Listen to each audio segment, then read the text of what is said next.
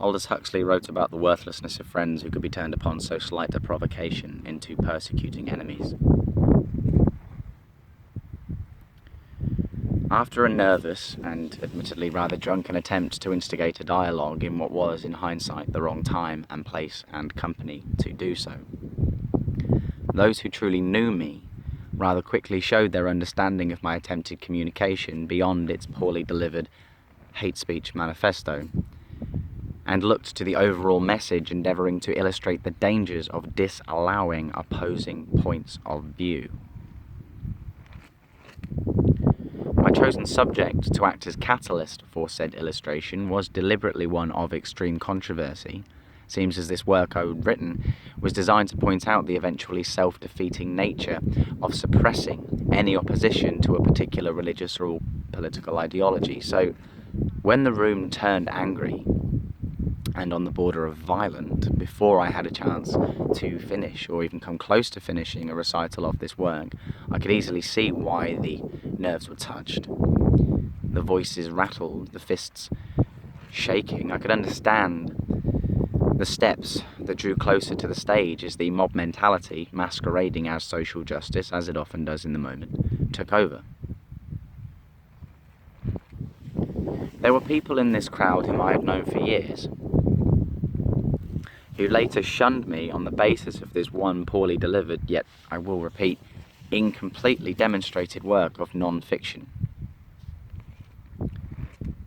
And what bothers me is not the reaction, but the combination of this reaction and the lack of information on which this reaction was based. So, to lose some friends over apparent disparities in our otherwise informed opinions is tragic, but understandable. To lose friends over their newly formed opinion of you based on peer review and not based on their memory and knowledge of you as a person is like losing no friends at all.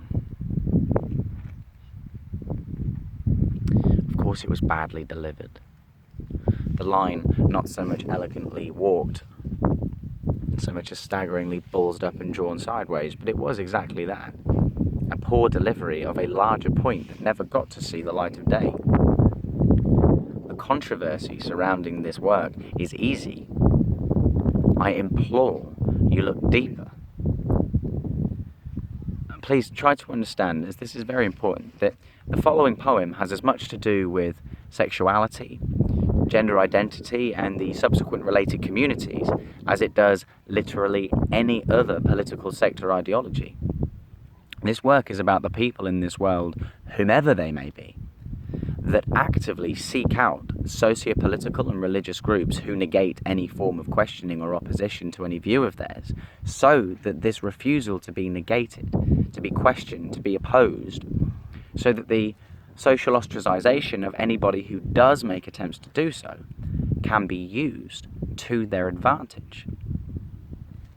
There are people in this world, a lot more than you would think, who adopt the language and style and brand of a group for protection, whilst they further their own agenda of manipulation, and this happens at any level of any belief, political, religious, or other, so long as to question it is deemed unacceptable,